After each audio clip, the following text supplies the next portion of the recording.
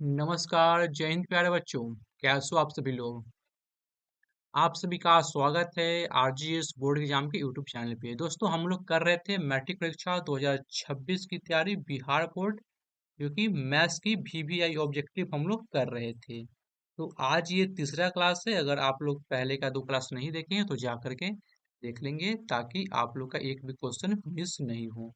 और दोस्तों मैं बता दूं कि इसमें हम वो कॉन्सेप्ट और वो क्वेश्चन करने वाले हैं जो कि 100% एग्जाम में पूछे जाने की संभावना है। ठीक है, तो चलिए वीडियो को शुरू करते हैं। वीडियो में अंत तक बने रहिएगा। आज का पहला सवाल है, किसी पूर्णांक m के लिए सम संख्या का रूप है।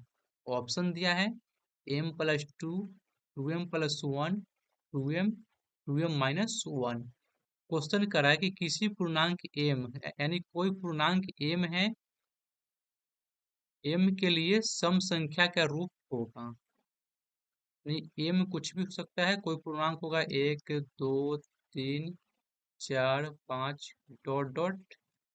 m कुछ भी हो सकता है। इसमें हम m का मान किस ऑप्शन में रखें कि हमेशा हमें एक सम संख्या प्राप्त हो। क्लियर है?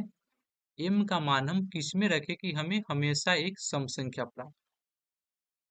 तो देखो, अगर हम ऑप्शन ए को लेकर चलते हैं, ऑप्शन ए क्या दिया है, m+2। अगर इसमें हम m का मान रख के चेक करते हैं, अगर 1 रखते हैं तो आएगा कितना, 1+2 आएगा 3।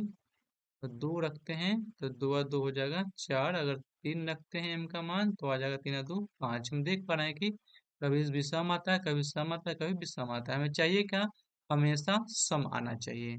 तो चलो ऑप्शन बी को देखते हैं। ऑप्शन बी हम लेते हैं, तो 2m+1, 2m+1, इसमें हम अगर m का मान रखते हैं 1, तो आ जाएगा 2 × 1, तो 2 + 1 आ गया 3, जो कि एक विषम संख्या है। तो ऑप्शन ए भी नहीं होगा और ऑप्शन बी भी नहीं होगा। चलो ऑप्शन सी को चेक करते हैं। ऑप्शन सी में अगर हम m का मान 1 रखते हैं तो अगर 2, m का मान अगर हम 2 रखते हैं तो आएगा 4, m का मान अगर हम 3 रखते हैं तो आएगा 6। तो हम देख पा रहे हैं कि सब के सब क्या है, एक सम संख्या है। तो मेरा ऑप्शन सी हो जाएगा राइट आंसर। क्लियर है? अगर कोई भी डाउट हो तो क्वेश्चन कमेंट कर देना। नेक्स्ट क्वेश्चन देखो, यदि प्रथम 13,986 अभाज्य संख्याओं का योग n है, तो n हमेशा भाज्य डैश से होगा। ये क्वेश्चन करा है कि विषम संख्या 13,986 विषम संख्याओं को जोड़ने पर जो होता है कि n आता है, तो n किससे कटेगा। ऑप्शन दिया गया है 6, 4, 8 या इनमें से कोई नहीं। तो पहले देखो अभाज्य संख्या क्या होता है। तो अभाज्य संख्या वैसा संख्या होता है जिसका केवल और केवल दो गुणनखंड हो, एक तो एक होगा और दूसरा वो संख्या स्वयं होगा। तो अभाज्य संख्या होता है 2, 3, 5, 7, 11, 13 और 17, 19 ऐसे करके अनंत तक। देखो अगर इस दो को छोड़ दे तो बाकी सब के सब देखो क्या है, एक विषम संख्या है। अगर दो को हम छोड़ दे तो बाकी क्या है, सब के सब विषम संख्या है। तो अगर हम कोई दो विषम संख्या को जोड़ते हैं, 3+5 तो कितना आता है, 8 आता है। अगर हम 5+7 को जोड़े तो 12 आता है। अगर 13+17 को जोड़े तो क्या आता है, 20 आता है। तो जैसा कि हम देख पा रहे हैं कि अगर हम दो विषम संख्या को जोड़ रहे हैं तो हमें क्या आ रहा है, एक सम संख्या प्राप्त हो रहा है। सम संख्या प्राप्त हो रहा है। और जब हम कोई एक सम संख्या और विषम संख्या को जोड़ते हैं, एक सम और एक हम इसमें विषम जोड़ दें, तो क्या मिलेगा हमें, तो दो क्या है, सम है, और तीन भी क्या है, एक सम है, तो आएगा तीन दो पाँच, पाँच आया। आठ भी क्या है, सम है, और सात भी क्या है, एक विषम संख्या, तो आएगा 15। यानी जब यानी जब एक सम संख्या और एक विषम संख्या को जोड़ते हैं तो हमें क्या मिलता है, एक विषम संख्या मिल रहा है। तो यानी इस सब का जोड़ जो आएगा, एक विषम संख्या आएगा। जैसे में देखो,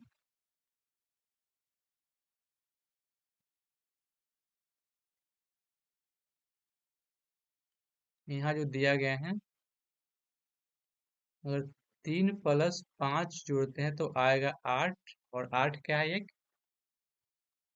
सम संख्या है। अगर इस 8 में हम जोड़ देंगे 7, आएगा 15, जो कि एक विषम संख्या है, एक सम संख्या आ जाएगा।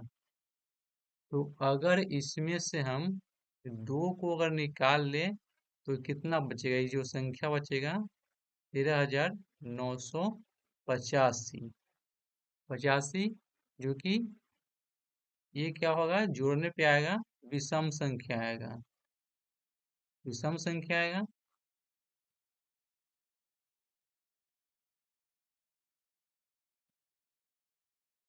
क्योंकि ये संख्या विषम है, हम जानते हैं कि इसका जोड़ा तो लगेगा नहीं, तो आएगा 13,985। अभाज्य संख्याओं को जब हम जोड़ेंगे तो हमें एक विषम संख्या मिलेगा, विषम संख्या मिलेगा। और दो हम निकाल लिए थे सम को, तो सम और विषम अभी हम देखते हैं कि क्या आता है, विषम आता है। सम और विषम को जोड़ते हैं तो क्या आता है, विषम आता है। अब विषम संख्या कभी भी सम संख्या से विभाज्य नहीं होगा, लेकिन जो हमको ऑप्शन में दिया गया है सब के सब क्या है, एक सम संख्या है। यानी नहीं तो ऑप्शन ए होगा, न बी होगा, न सी होगा, तो हो जाएगा ऑप्शन डी, इनमें से कोई नहीं। क्लियर है? नेक्स्ट क्वेश्चन देखो। सबसे छोटी पूर्ण वर्ग संख्या जो 16, 20, 24 प्रत्येक से विभाज्य हो, वह 240 है, 1600 है, 2400 है, या 3600 है। क्वेश्चन कर रहा है कि एक पूर्ण वर्ग संख्या ज्ञात करना है जो कि 16 से, 20 से और 24 सभी से क्या है, विभाजित है। देखो क्वेश्चन कहा है कि पूर्ण वर्ग संख्या होना चाहिए, तो इसको हम ऑप्शन से भी करेंगे। देखो 240 किसी का भी स्क्वायर नहीं होता है, किसी का भी वर्ग नहीं है, तो ये ऑप्शन तो पहले ही खत्म हो गया है। 1600 वर्ग है किसका, 40 का है, चलो ये ऑप्शन हो सकता है। 2400 भी किसी का स्क्वायर वर्ग नहीं है, तो ये ऑप्शन भी नहीं होगा। और 3600 भी वर्ग है किसका, 60 का वर्ग है, और ये वर्ग है 40 का। अब देखना यह है कि इन दोनों ऑप्शन में से कौन सा ऑप्शन होने वाला है। तो कहा क्या रहा है, एक ऐसा पूर्ण वर्ग संख्या ज्ञात करना है जो इतना इतना से विभाज्य है, यानी इन सब का एलसीएम। ऐसे हम भाग देकर भी चेक कर सकते हैं। देखो 16, 16 से तो ये कटेगा, 20 से भी कटेगा, और 24 से चेक करना है तो 24 इसका फैक्टर कर देंगे तो 8 और 3, क्या 3 से कटने वाला है, 3 से,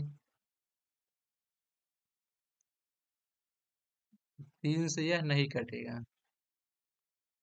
3 से क्यों नहीं कटेगा, कि 3 का क्या नियम था, अगर अंकों का योग अगर विभाजित 3 से तो 3 से कटेगा, तो यहाँ पे 3, 5, 6 या 7 हो जाएगा, जो कि ऑप्शन बी भी नहीं होगा। तो ऑप्शन क्या बचेगा, ऑप्शन ऑप्शन डी हो जाएगा राइट आंसर, किसका, 3600 हो जाएगा। 3600 क्या है, एक पूर्ण वर्ग संख्या जो कि 16, 20, 24 तीनों से क्या होगा, विभाज्य होगा। ठीक है, आगे देखो। 6x4y तथा 12xy का महत्तम समावर्तक है। 6x2y, 6x6y या 6xy, दिया गया है 6x4y और 12xy। तो इसको हम क्या लिख सकते हैं, 24x y और 12xy। दोनों का निकालना है, HCF याद करना है। HCF क्या हो जाएगा, HCF हो जाएगा, HCF निकालते हो जो HCF क्या होता है, जो महत्तम संख्या जो दोनों को डिवाइड कर सके। दोनों को डिवाइड क्या करेगा, दोनों को डिवाइड कर सकता है 12xy, जो कि ऑप्शन ए में दिया गया है। तो ऑप्शन ए क्या हो जाएगा, राइट आंसर हो जाएगा। इसको गुना करेंगे ना तो आ जाएगा 6 गुना 12xy। Next question, root under 10 और गुने रूट अंडर 15 के बराबर कौन सा ऑप्शन में दिया गया है। तो इसको क्या हम लिख सकते हैं, रूट अंडर 10 गुना रूट अंडर 15। इसको एक रूट में ले लो, गुना में है तो एक रूट में ले सकते हैं। तो 10 गुना 15, 10 को हम लिख सकते हैं 2 गुने 5, इसको लिख सकते हैं 5 गुने 3। 5 5 का जोड़ा लग गया तो 5 को बाहर लेंगे, अंदर क्या आ जाएगा, 3 दूना 6 होगा। यानी यहाँ पे ऑप्शन ऑप्शन बी में दिया गया है। नेक्स्ट क्वेश्चन,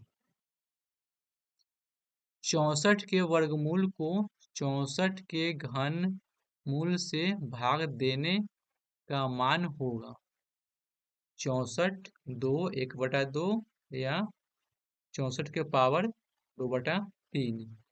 कहा क्या रहा है कि 64 के निकालना है वर्गमूल, वर्गमूल को 64 के घनमूल से, 64 के घनमूल से डिवाइड करना है। तो ये होता है 8 का वर्गमूल और हो जाएगा 4 का घनमूल, काट के आएगा 2। Option B is the right answer. Next question, वृत्ताकार पथ पर, वृत्ताकार पथ पर 3 धावक एक ही स्थान से दौड़ना प्रारंभ करते हैं तो एक चक्कर लगाने में क्रमशः 1 घंटे, 3 घंटे, 5 घंटे के समय लगता है। तो तीनों प्रस्थान बिंदु पर पुनः मिलने में लगा समय, यानी कोई 3 धावक हैं जो कि एक बिंदु से वृत्ताकार पथ पर दौड़ना प्रारंभ करते हैं। कोई 3 धावक हैं। तो क्वेश्चन करा है कि तीनों एक बिंदु पर फिर वापस कब मिलेगा, जो कि पूरा करने में एक जो है कि एक चक्कर पूरा करने में 1 घंटा का समय लेता है, दूसरा 3 घंटा का, तीसरा लेता है 5 घंटा का समय लेता है। तो तीनों वापस एक बिंदु पे कब मिलेगा, तो ऐसे प्रश्न में तीनों का एलसीएम ले लेना है। एलसीएम 1 3 5 का एलसीएम लोगों को आएगा 15, जो कि ऑप्शन डी में दिया गया है। राइट आंसर हो जाएगा 15 घंटे, यानी 15 घंटे बाद तीनों धावक जो है कि एक स्थान पे मिल जाएंगे। उसी तरह का एक प्रश्न और है, वृत्ताकार पथ पर 3 धावक एक ही स्थान से दौड़ना प्रारंभ करते हैं तो एक चक्कर लगाने में क्रमशः 3 घंटे, 4 घंटे, 8 घंटे का समय लगता है। तो तीनों प्रस्थान बिंदु पे कितने समय बाद मिल जाएंगे। तो देखो ऐसे प्रश्न क्या है कि निकालना क्या है, एलसीएम निकाल देना है। तो 3 4 और 8 का एलसीएम लोगे तो एलसीएम इसका आएगा 24, यानी 24 घंटे बाद जो है कि तीनों जहां से दौड़ना प्रारंभ किए थे वहां मिल जाएंगे। नेक्स्ट क्वेश्चन, 18 तथा 72 का मौसा यानी एचसीएफ ज्ञात करें। ऑप्शन क्या है, 18 72 9 2।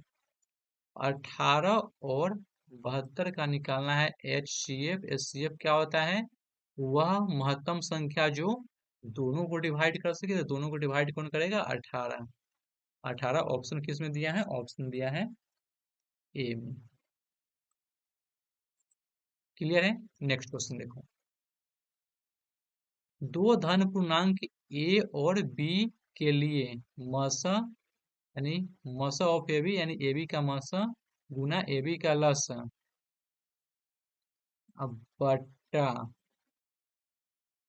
बराबर होगा। यानी कह रहा है कि दो कोई धन पूर्णांक है ए और बी, तो ए बी का मसा H C F of A B गुना LCM of LCM of A B divided by A into B बराबर होगा। तो हम जानते क्या हैं, हमें मालूम है कि एल कोई भी दो संख्याओं का एलसीएम गुना एच सी एफ बराबर होता है दोनों संख्याओं के गुणनफल के। इसको हम इधर लेके आएंगे तो हो सकता है ए एलसीएम गुना एच सी एफ बटा में ए बी बराबर 1। तो क्या हो जाएगा, ऑप्शन ए का राइट आंसर। तो आज के लिए इतना ही, इससे आगे हम करेंगे अगले वीडियो में। अगर वीडियो अच्छा लगा हो तो दोस्तों में शेयर करेंगे, और चैनल में पहली बार हो चैनल को सब्सक्राइब कर देंगे और बेल आइकन को प्रेस कर देंगे ताकि नोटिफिकेशन मिल सके। मिलते हैं नेक्स्ट वीडियो में। धन्यवाद।